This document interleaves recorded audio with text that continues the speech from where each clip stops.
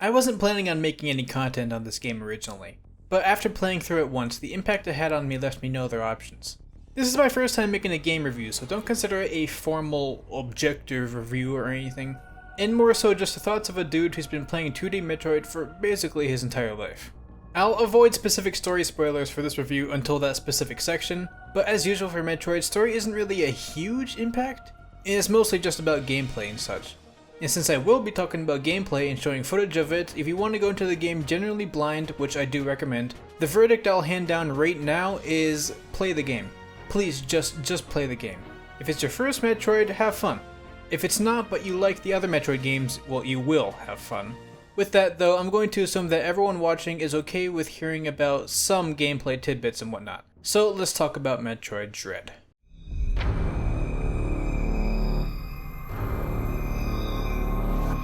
Before that, a quick word from our sponsor, Dragon City. Dragon City is a free-to-play mobile game available on both Android and iOS. You can collect over 1,000 different dragons and build your own dragon empire. Breed 2 dragons to get new ones, hatch them, and feed them to evolve. You can then train your dragons to take them in battle in order to make them even more powerful. There's also different PvP modes available that let you fight against your friends and challenge other dragon masters. Click the link in the description and get a special reward for free. 15,000 food, 30,000 gold, and 10 gems. Only available for new users and only for 7 days. So be sure to click in the link in the description to download the game and get your exclusive reward, and thank you Dragon City for sponsoring today's video. I probably wouldn't have been able to make it without it. Metroid is a very important series to me, in my view of games in general. I first played video games when I was like 4 or 5 or so, way before I can really remember anything. I used the Game Boy Advance SP primarily for those games, but I also used a GameCube from time to time, and sometimes even a Super Nintendo. Some of the major titles I played were A Link to the Past, Minish Cap, Ocarina of Time, and Wind Waker. And well, you know how much I love Zelda already. But alongside those games were games like Super Metroid, Zero Mission, and Metroid Fusion. I even had a whole manual for Super Metroid that I sometimes read in school during reading times, just because I could. It was a good excuse. You might be surprised to figure out that Metroid is technically on a similar level to Zelda for me, but it's because I haven't been given many chances to make Metroid my whole personality since the last 2D Metroid game released in 2002. At least the last original one. And I'm just not a fan of the 3D Metroid games, like Metroid Prime personally. Needless to say, I'm not going to try and appear like I'm making an unbiased review. Metroid has been a part of my gaming mindset for as long as I've been gaming. But I'll still cover the opinions and experiences of people who, haven't been playing Metroid since they were 5 years old, just to get that not experienced viewpoint. I'm going to start with my complaints regarding the game, just to get them out of the way, and because there's not really many. The first one that I noticed is how you can't change the controls. This honestly has more to do with Nintendo as a whole, rather than Metroid Dread specifically. Nintendo isn't very great about accessibility in their games, and I know Nintendo themselves isn't necessarily making these games, so you could still blame this on Mercury's Steam, but, in general, I still wish that there was at least an option to mix and match the controls, which is something that's not very present in Nintendo games in general. It's not a huge deal as it didn't take me long to get used to everything, but the option would be nice. And, honestly, that's about it. Now you might be thinking, really, PKB, it's just one complaint? Yeah, like I said, I'm not a professional game reviewer, but also any other complaints I have are so minor that I'll just throw them into the sections that are appropriate. And the only other complaints I had initially were how handhold the Atom was and how linear the progression was, but luckily both of these things went away like an hour into the game tops. So yeah, nothing really big standing out as bad to me.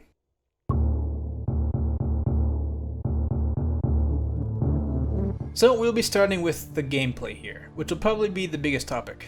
This is the heart and core of Metroid. Moving around is extremely slick and fast with a combination of a slide, a wall jump, quick ledge jumps, a running parry, and so forth. And while you can hold down L to aim freely, you can also do so just by tilting the left stick while moving. So really, you never have to stop moving, it's super fluid. Initially, I was a bit sad that the infinite wall jump was gone, but then after looking up the game some more, I keep finding people come up with different ways in which they can sort of replicate this, but that's a whole section we'll get to later.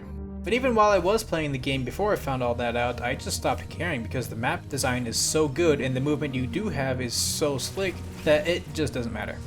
Speaking of slick movement, the Speed Booster! Yes, this has always been my favorite of the power-ups in Metroid. So while I was sad that it wasn't in Samus Returns, it makes a very triumphant return here, and it controls so good, like way better than the other games in my opinion.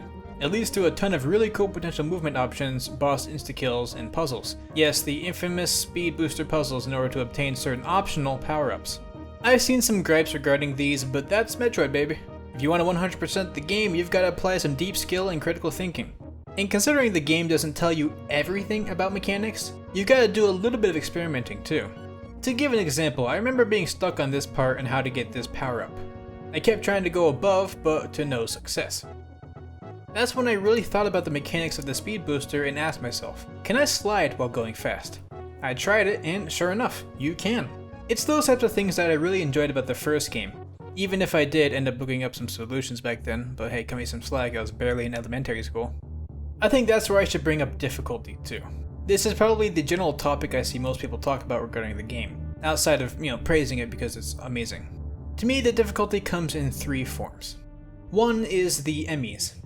The rooms where you gotta be stealthy, or more often than not, just good at movement and evasion. The difficulty here is that if you get caught at all, you're dead. Well, usually. You do have 2 chances to parry and escape, but they're very small and unreliable, even for speedrunners.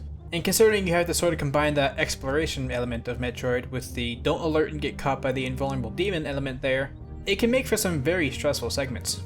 Now for me personally, the first several Emmy encounters totally shook me. Like my heart rate was super high and my hands were shaking. I even screamed a few times, I'm pretty sure. But eventually I got somewhat consistent with the parry times, not completely, but enough to where when I got caught I just sort of stopped being scared of that.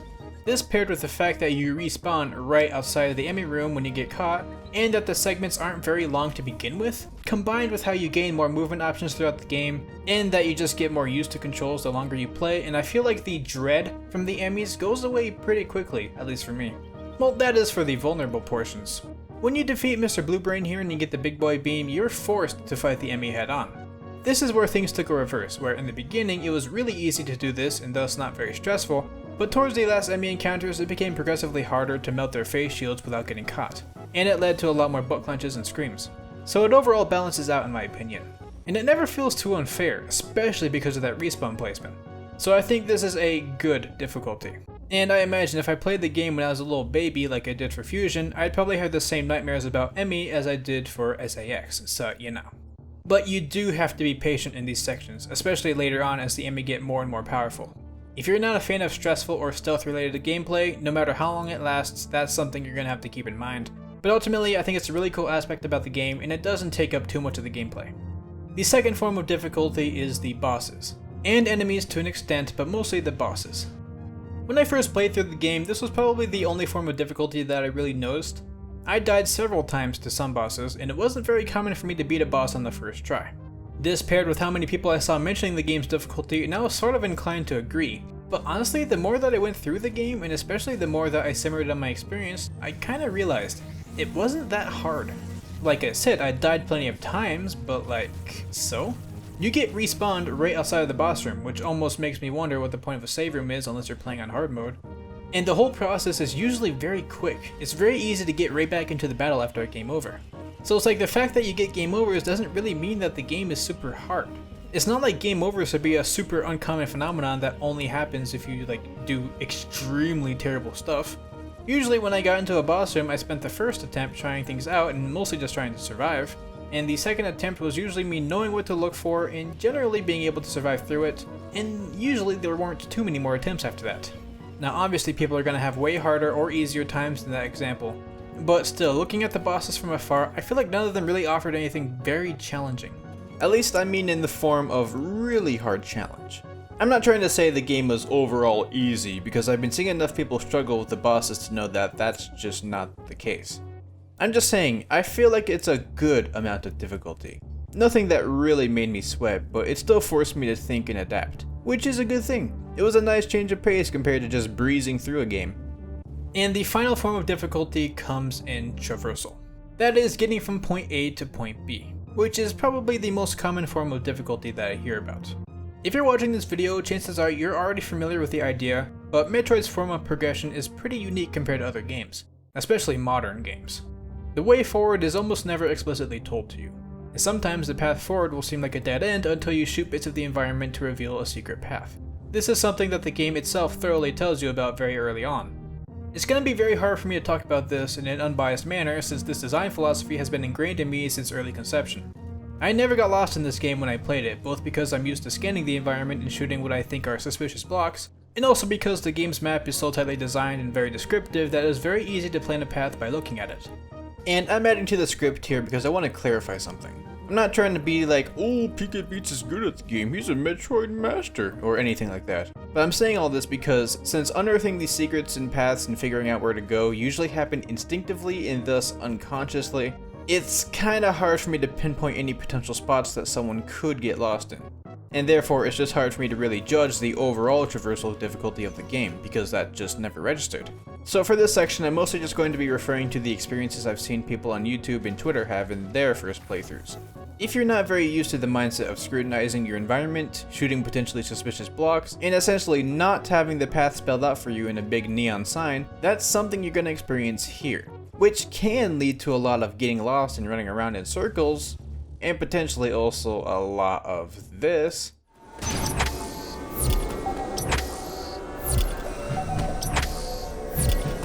This is just Metroid.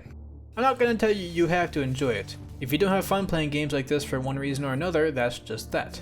But I think a lot of people do enjoy this form of exploration and progression, myself included, obviously. The environment around you is the puzzle. It makes you really start to think about the game and its mechanics rather than just hitting a button and going to the next area. Not to mention, again, that the map in this game is really clean and detailed, so you're usually going to be able to point out where it is that you should go if you just pay attention to the places you haven't gone yet.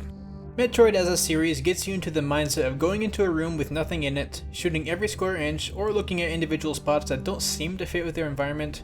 Or if you see a place that you have to progress on screen but can't quite reach it, you shoot the blocks around, just in case. You have infinite ammo and your missiles are pretty easy to restore, so it's always incentivized. Not to mention the scanning ability you get later on does all the hard work for you, which I'll talk about more later. If you see a place that's inaccessible, it's either because you have to open up a path, or because you simply don't have the right ability yet. And while you do have to think about your current toolkit and think about what you can possibly do and can't do, it's never too demanding. A lot of the movement you need to do to progress is very simple. The more bonkers movement comes in place with sequence breaking, which again I'll talk about later. And this is the type of gameplay I just really enjoy. It's fun exploring a world where you actually have to think about your environments, where everything is a puzzle, and figuring out paths can actually make you feel really smart and clever, and it's just a lovely form of exploration. So ultimately, I think this is awesome game design, and out of every person I've seen review the game, no one is really talking about getting lost for too long. I heard about a lot of people getting lost for sure, but eventually they figured out, usually. And I figure that's just the fun of it. But if you don't like having to scan the environment or do trial and error to progress, or if you don't like checking your map and planning a route, the game or series might not be for you, but I still encourage you to try and see for yourself. You never know how you might like it. I see some people say that this game isn't a good game for new Metroid players to get into. I personally don't agree with this at all. Now, I don't think it's the most accessible 2D Metroid. Personally, that might go to either Zero Mission or maybe Metroid Fusion. Definitely Zero Mission though. But it's definitely fine for beginners. Perhaps better because it doesn't stray from what Metroid truly does at its core. So it's in that case that I almost recommend this the most for newcomers for 2D Metroid games. Because if you dislike this game, there's a pretty decent chance that you just don't like Metroid, which is fine. So please, if you're new to the series or whatever, this game is perfectly fine for you to play.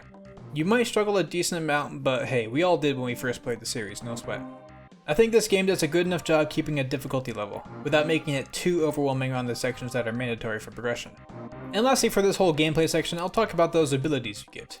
I will be referring to basically every ability you get here, so if you don't want to be spoiled on that, skip to the timestamp on the screen, though it's not like the official Nintendo trailers left much room for imagination on that front. I felt like there's a pretty good mix between old power-ups, which make up the majority of them, and fresh new ones, which are still pretty cool. A part of me wanted them to include more completely unique abilities, but the old abilities have such good overall design that it's hard to complain. Most of the new things in the game come from either Aeon abilities or are just sort of pseudo upgrades to already existing items, like the cross bomb, the storm missile, the diffusion beam, the spin jump, just being a double jump instead of the space jump, but they're all still plenty cool. And it seems like they're sticking to the design of having super missiles just replace your normal missiles, which I'm generally fine with, but I think I'll miss having the option of having a super powerful missile that's in very, very low supply, since it offers a pretty unique sense of having to hit this one shot, but it's nothing I'm going to sit on for too long. Outside of that, the abilities in this game are perfect. They're what you need in a Metroid game. Speed Booster is one of my favorite things and has returned, as you heard before. and you've got the 2 suit upgrades that are a staple for the series. The grappling beam sees a really good use in this game, with it being able to be used for spider magnets and whatnot. And you've got the usual awesome selection of beams throughout the game, among other things. The items just offer a really good supply of offensive abilities as well as traversal and puzzle solving abilities, which is what Metroid is. And the Aeon abilities were pretty cool in general too. I much prefer how they handled the Aeon gauge here compared to Samus Returns. I think having it just passively refill is just a cleaner option, especially given the intended use for these abilities. I do think the Phantom Cloak was a bit underwhelming. It's basically exclusively used in Emmy rooms outside of, those doors that you need to be silent for. But the use in those Emmy rooms are still pretty cool. Phase Shift is a super cool ability that I want to see more of in future games. It makes movement in general super fast and crisp without being overwhelming, since you can only go horizontal. And you're not only vulnerable, but you also can't spam it. It's just a good mix-up option. And Pulse Radar lets you see hidden blocks in a very generous range, and due to Aeon not being a finite material, it's very easy to just use whenever you want, which is very helpful. You get this pretty late into the game, which I think is very important. You can use it to do item cleanup to help you with 100%, which makes that process way more streamlined. But since you don't get it early on, you're still forced to use some of that classic Metroid environmental scanning in order to progress. I think it was a good balance. So overall, the game's abilities are super cool and fun, and I gotta say the power bombs animation is super cool. I can actually feel how powerful it is. Now, you do get the item basically right before the end of the game, so it doesn't end up seeing too much use unless you save the item cleanup for right after you get it, but it's still a super cool weapon. I do gotta say, I didn't think much about it at first, but in future titles I think I'd like a bit more variety on the power-ups you can get, the optional ones on the side. Especially now that super missiles are just lumped into normal missiles and such. Having a focus on missile upgrades, especially when you're given way more than needed as it is, it's a bit unfortunate. I think it'd be cool if they made some of those optional side things more unique, or perhaps even just made them little story bits, like, a little bit of lore. And speaking of variety, I didn't mention this earlier, but I almost wanted a tad bit more boss variety. There's a decent amount of different bosses, so I'm not complaining much, but you do also end up fighting the same things over and over again throughout the game, too, so it'd be nice for future titles to shake things up more. They did enemy diversity really well, in my opinion, which was lacking in Samus Returns. So perhaps they could improve this much too going forward. And like I said, there's still a decent amount of diversity, so I really can't complain too much. And okay, actually, lastly for this part of the video, just a quick word regarding 100%ing the game. It's pretty staple about Metroid that in order to fully complete it, you have to do a decent amount of backtracking once you have all of the unlockables. Overall, due to how many teleporters there are and how fast you move, I didn't mind backtracking. There's a healthy amount of it for sure, but a lot of it is optional for that completion, and it's still pretty satisfying. But there are a few more one-way areas in the game that I like. Areas where if you go past them, you have to do a super roundabout path to return and whatnot. It was a little bit tedious at times, but overall I think the game handled backtracking pretty well. That's about it for me to talk about gameplay though, which was a lot of stuff to talk about, but hey, Metroid is gameplay.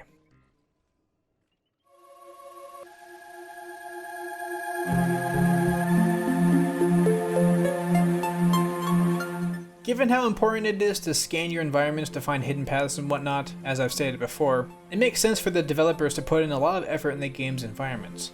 Also just because cool environments are inherently more fun to explore. And I'll say the game does a great job of making these environments. Everything looks and feels really fleshed out and distinct, and it's just gorgeous. The lighting in some parts is really nice too, and it really makes me want them to remake the past 2D Metroid games, especially Metroid Fusion or something.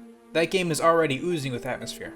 Now, I was pretty worried going into this game. I wasn't sure if they'd be able to keep the backgrounds looking fast, immersive, and blending in, while also keeping important details like hidden blocks and whatnot easy to notice and distinguish. But they did it. I never really found myself not noticing a certain wall or whatever. Maybe sometimes in the Emmy rooms because of how the lighting is, but it really wasn't often. I think this was the best transition for Metroid into a pseudo 3D appearance. Okay, now there were a few parts of the game where the frames dropped quite noticeably. Not to the point where it ruined the game since it wasn't too often, but if you play through you'll probably notice it, unless they end up fixing it in the future. This specific room you see on the screen I found to always lag. I even dubbed it the lag room every time I came across it. But the game overall doesn't suffer from this, it's just an occasional thing. Also, the loading times. I don't know how it works. They might vary depending on whether or not you're playing the game docked or in handheld, or how many games you have on your Switch, or whatever. But for me, the loading times weren't terrible, but they were pretty long. Another very tiny bit of optimization they should fix, but it doesn't really affect the overall game. So yeah, I think the graphics and such were handled gorgeously for this game. Especially with how cool the screen static looks in the enemy rooms, and how the camera pans out in certain rooms to give it a better scope of the background. Just tons of little things that truly modernize the experience while keeping it a 2D Metroid.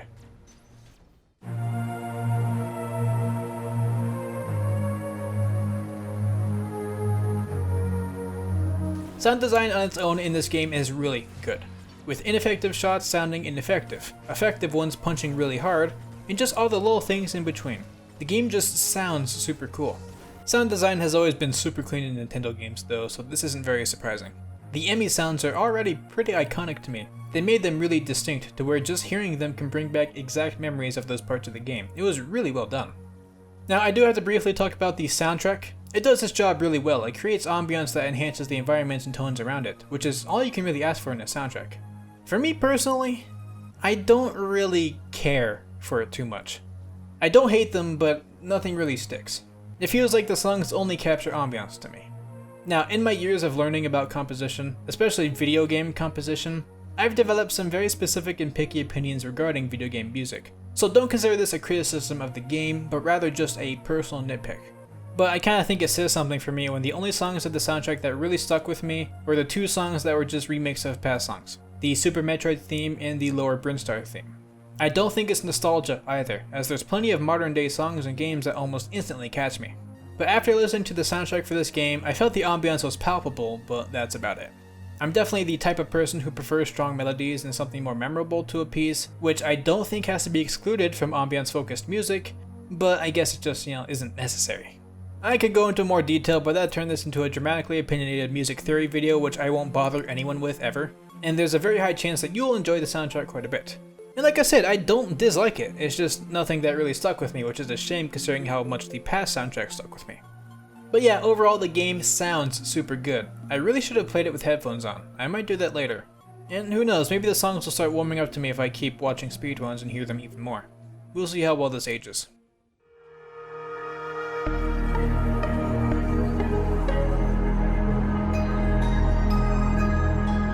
Not too much to talk about here. Again, Metroid's never been about the story too much. Like, there's been story, but it's mostly just been sort of below everything. As such, there are some story elements to go over. So here's the massive spoiler warning. I will be covering every bit of story in this game. If you haven't played yet, I recommend skipping to this part of the timestamp. We're good? Okay. So the game starts out pretty normal.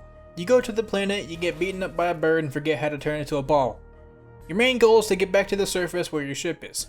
Throughout the game, you'll have Adam tell you what to do, which is a little bit excessive at first, but very quickly becomes less and less frequent, and Adam starts being less and less handholdy. At some point, you get into an area where, hidden behind the huge locked door, are the X-Parasites. Thought to have been extinct, here they are, on the Chozo Warrior planet, and once that door opens, they spread throughout the entire planet, eventually replacing every enemy and causing more mayhem. Personally, I was super stoked to see them make their return. Their inclusion in this game doesn't happen too late into it all, but it's still something that I found to be big enough to where that's why I didn't include much footage from that part of the game onwards. So that's why most of the footage you've seen in this video is from the first half of the game. And yeah, I know that the existence of the X-Parasite is described in the intro as the main reason for Samus going to the planet, but it's also suggested that the video showing off the X could have just been a hoax in order to lure Samus there. So it was never certain whether or not we'd actually see the X return. So yeah, the X are back and better than ever. Not too much happens, eventually you do this and that and then you get to the final area.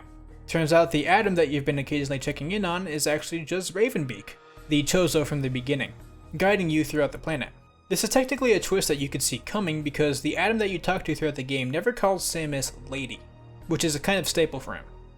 Anyways, he spared you and was helping you in order to have you progress through battles and become stronger in order to awaken your Metroid DNA. Yes, the Metroid DNA that was injected in you from Metroid Fusion in order to make you immune to the X-Parasite. This actually had more side effects than we initially saw. Those side effects being that Samus turns into a Metroid. So yes, indeed, she is now Metroid. Ravenbeak wanted you to undergo tons of battles in order to awaken this instinct. Also, it's later revealed that Ravenbeak is actually Samus' father, or kinda? They don't say anything too specific. I think father is a little bit of a stretch. It seems like she had two human parents, but then Ravenbeak put some of his DNA into Samus or something like that. I don't know, all I know is that Samus just has like a ton of DNA in her. She's like, she is so many different things. Needless to say, there's plenty of twists in this game. I have no idea what the implications are for future titles, but hopefully it means Metroid 6 is going to be pretty bonkers. And there's some specific things in between everything I said that makes them make more sense, but you can just see that for yourself. So yeah, not much to go on for the story, but the general concept is cool enough. And the twists are surprising, and overall the story does what it has to do, so major props on that. And the biggest thing for me, which I guess technically isn't story, but they didn't completely botch Samus's characterization, and kept her being extremely, pardon the French, badass. That might be the only time I swear on this channel in a scripted video, but that's the only word I can think of for Samus. So major props to Mercury Steam for recognizing what makes a Metroid game, and what people love about it. Actually, on that specific note, the final topic for today's video is, it's a bit of a unique one for a review, but...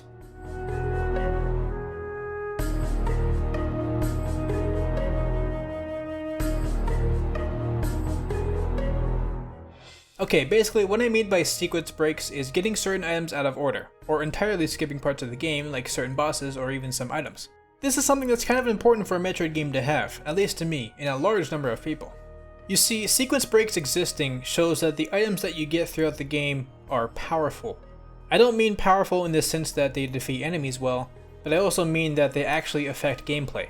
And it also shows that the things that are locking you from progressing aren't always just arbitrary keys, but rather it's your ability. There's tons of videos describing Metroid's design philosophy and such, but basically, the fact that sequence breaks exist means that the power-ups you get truly do dynamically work with the environment, and reward you for thinking really deep about the game. Despite the fact that by the time I'm writing the script, the game's only been out for about a week, we've already got tons of sequence breaks, getting tons of items way earlier than usual, or even outright skipping certain items like the space jump throughout the entire game. There is no telling how far the speedrunning community is going to go as routing keeps advancing, but so far it seems very possible to beat this game in under an hour and a half, and the categories of 100% and low percent seems like they'll be able to offer a lot of great potential too. Now again, it might feel weird for me to bring up this in a Metroid review, but I feel like speedruns and sequence breaking are just sort of a symbol of 2D Metroid's nature. They're an inherent side effect of the game's design philosophy that so many people love. And Metroid Dread handles sequence breaking way better than I was expecting in a modern game. There's a handful of sequence breaks that do involve glitches, nothing too game breaking like out of bounds nonsense in Samus Returns, but it's still a few glitches. I don't expect them to patch them out or anything though. But what really shines are the intentional sequence breaks, or at least the ones that less require glitches and more just require you being really good and creative with the game. You might be asking, how do I know that they're intentional? It's hard to say for sure, but for some of them, you can just sort of tell due to how open the game's layout is. If they wanted to stop sequence breaking, they would, like we saw in Metroid Fusion. But there's actually an even more concrete example that made me really appreciate this even more. See, normally when you play through the game, when you get to the Kraid boss fight, you do not have bombs. So you just gotta fight him normally by shooting him in the mouth. But if you backtrack to the game later on, you might notice a bomb shoot right here that, when used, seems to serve no purpose. It doesn't help you traverse the area, and you can't use it to get a certain item or anything. I was baffled by its inclusion initially. But here's a little sequence break that you can do to get the grapple beam and or the bombs before Kraid. And if you do this, when you fight Kraid, you can open up this secret bomb chute during the fight, use it, and a whole cutscene plays out where you shoot into Kraid's belly button and spam bombs to instantly kill him. These are pretty blatant signs of intentional sequence breaking. Oh, and the bomb jumping in this game is really easy and plenty useful. And bomb jumping is probably like one of the first things I think of when I think of sequence breaks, especially since that was one of the only things I was able to consistently pull off as a child playing these games. Basically, the developers not only made it plausible to sequence break, but they practically encouraged it, by placing in such a cool mechanic in a boss that can only be realized if you sequence break. This is the type of stuff that really gives this game longevity. See, there's a whole discussion on whether or not this game is worth $60, which I'm not going to get into, the whole thing's ridiculous. I say yes, it's easily 100% worth $60, but obviously whether or not something is worth $60 is up to you, whatever. But the thing about the game is that it is a bit on the shorter end. Well, actually it's not really that much shorter, but your first playthrough will probably take 10 to 20 hours tops, which I guess by modern standards is short, I don't know. Whatever. Okay, but really, the way that this game gets its legs to me is through what essentially becomes the speedrunning approach. Seeing how fast you can beat the game, getting extremely good at it to the point where you can completely cheese the progression system by doing things players normally wouldn't. And even if you don't intend to do this on your own, you have to admit, watching other people be extremely good at the game is really entertaining. Learning tons of optional but awesome mechanics about the game that you didn't know about before, applying the knowledge for your own future playthroughs, all of that. This is yet another thing I was worried about going into this game. I wasn't sure if Mercury's team would be able to appreciate and uphold this aspect of Metroid, or if they would deem it as unfitting for the game and just make things linear like before. But no, they completely embraced Metroid's design philosophy in tons of areas, including this one. Now, maybe it's a little bit of a stretch to call sequence breaking a part of the Metroid design philosophy, but I don't think it's too much of a stretch. It's at least somewhat there. But obviously it's not all, as if that were the case, I wouldn't enjoy Metroid Fusion or its speedruns as much. And that's right, there's one other aspect about Metroid that's insanely important to me, especially for speedruns. That is general movement. I talked about it earlier in the gameplay area, but it's worth noting here too. Movement in this game is so cool. It's really fast and slick, and especially when paired with later new abilities, the whole progression throughout the game during a speedrun is so cool. I can already tell that the future of this game's speedrun community is going to be awesome. I'm keeping very up to date on the meta, and I don't think it's too much of a stretch to say that Metroid's always cared about that speedrunning element. Why else would the end credits put such a huge focus on your total playtime? It's completely optional to care about it, but it's still there. So yeah, the game's speedruns in general just look super interesting. I suggest looking up the current world record of Metroid Dread and watching that. I don't know what the world record or anything is by this point of uploading or you watching, and it's probably still changing quite a bit unless you're watching this video way after I uploaded it. But I don't know, it's pretty awesome. Highly recommended.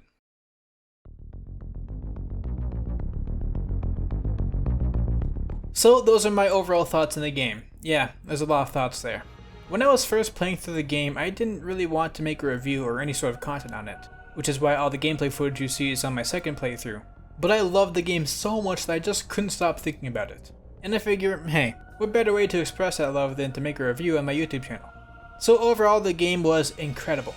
If you're looking at press of the game, you've probably seen the opinion get echoed too. I hope watching this video gave you some good insight on the game, and if you were indecisive before, made you decide to try it yourself. Or whatever you managed to get from this video. No matter what, I appreciate you listening to my thoughts on a video game.